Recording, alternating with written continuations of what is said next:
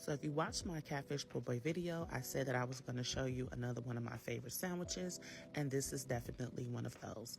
So typically when I make a meatball sub, I usually do ground beef and Italian sausage, but I wanted something a little bit lighter, so I did ground turkey and Italian sausage instead. So there's about 2.5 pounds of ground turkey and then 1 pack of the Italian sausage. I did remove the skin from the sausage. So I got my big mixing bowl together.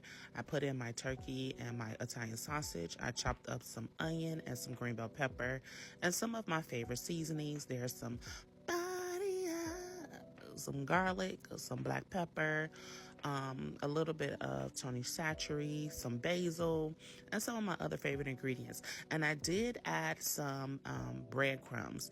I did use the Romano. I believe those were the panko breadcrumbs. You can use traditional, but this is what I had on hand. I do try to kind of use what I do have. If I need something, I may go out, but usually I'll try to use what I have on hand. But there's also some parsley, and as well as some paprika. You gotta have garlic if you have time to peel and chop fresh garlic. Do your thing. However, this is the end of the week, and I don't know about you, but I work 2 jobs and I have a 1-year-old and family, and sometimes I like to take shortcuts, so it is what it is. Oh, make sure you put a little bit of water. That water helps to keep the meatball nice and moist. So once I have everything together, I go and I mix everything together in my bowl just to make sure all of the seasonings and everything are well. A tip that I found out some years ago: when you're making things like meatballs or a meatloaf, you don't want to wait until it's done to decide, okay, the taste isn't there, I need more salt. So you take a little small portion of the meat and you just flatten it out and you just sear it, taste it, and then proceed with the process. Also, another tip: when you're making meatballs, wet your hands, because that meatball is kind of sticky. But if you wet your hands, it keeps it from sticking to your hands while you're rolling out your balls. Now, I did not do any particular size. I just kind of eyeballed it because, I mean, it's for my family. It's not like a catered event. So, you know, they're pretty uniform. So I like to get everything rolled out. And then to my pan, I have some olive oil. This is the pan that I used earlier when I did my little taste portion.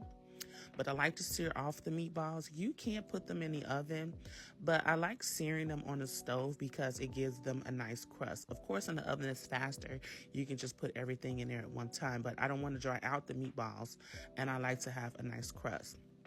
So while everything is going, I just, sear off my meatballs, and then I start on my sauce. Yes, this is a, jar sauce, but it is the Ragu Simply. So it just has I think 4 simple ingredients. It doesn't have all the extra processed stuff. So that's really good. To that, I give a really, really good pinch of salt. You guys know that spaghetti sauce has no seasoning. It's just pretty much a base. So I add similar seasonings that I did to my meatballs to my sauce, and I let that simmer while I fried off my meatballs.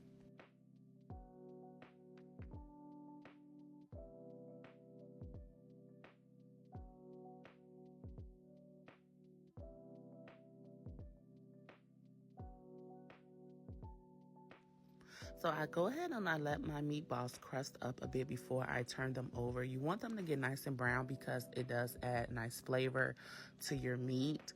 I should have used something else because my meatballs, child, look at that. They were not necessarily meatballs at the end, but they were ballish, if you want to say. They were ballers. So I have my meatballers going in the pan.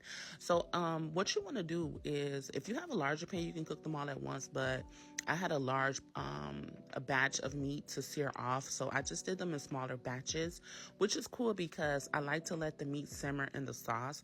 So once you get them seared, I will say try to do all 4 sides. It can be time consuming, but it does make a difference to me.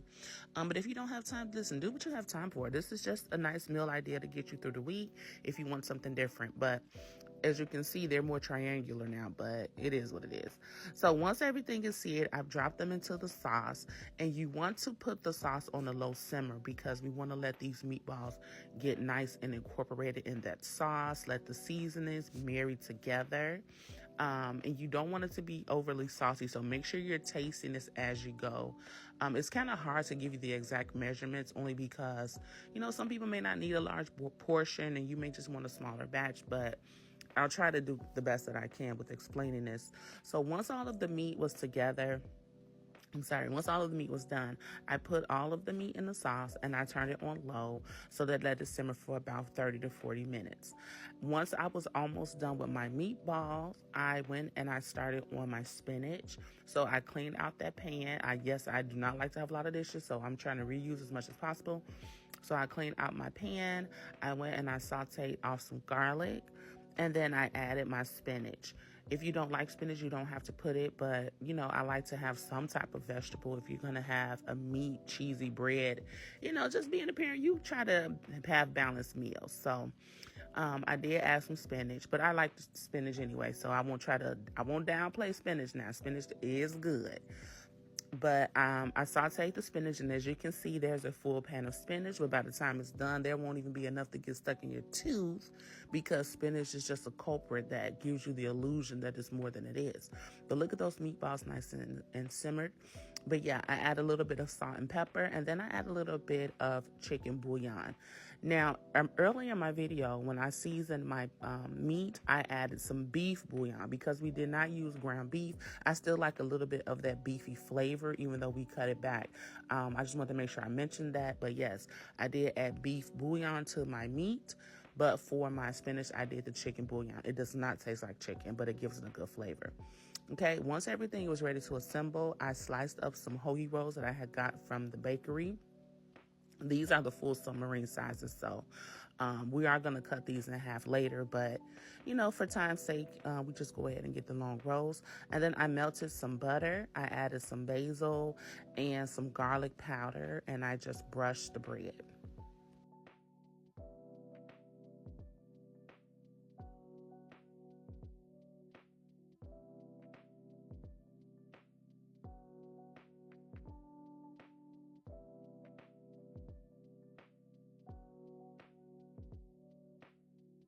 And then once my bread was buttered, I went and I started the assembly.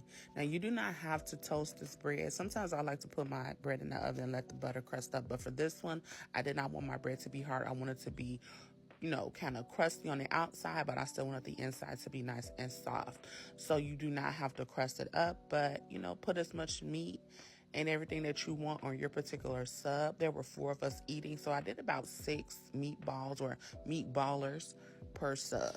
And then I just continue to assemble.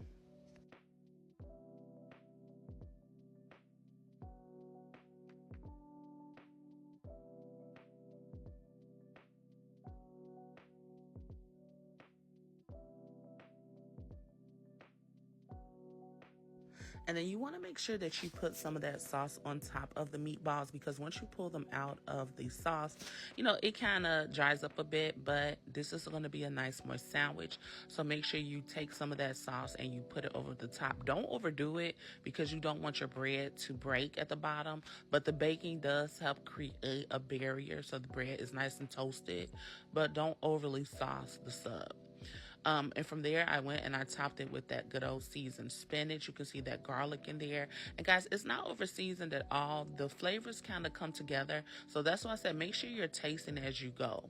You kind of want to balance it out. So don't over season your meat and over season your sauce, because once everything comes together, it's going to be overpowering. So, you know, you just want to just make sure you're balancing everything out.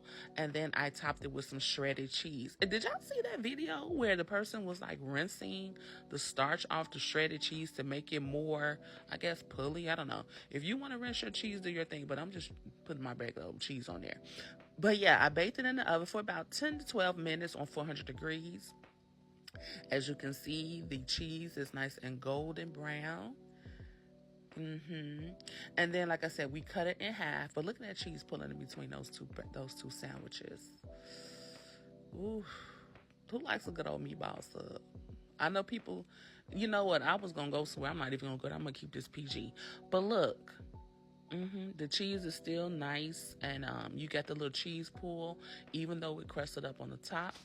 But yeah, dinner is done, and as always, it was amazing. I'm not just saying it because I made it. I promise you I'm not. It was good for real, y'all.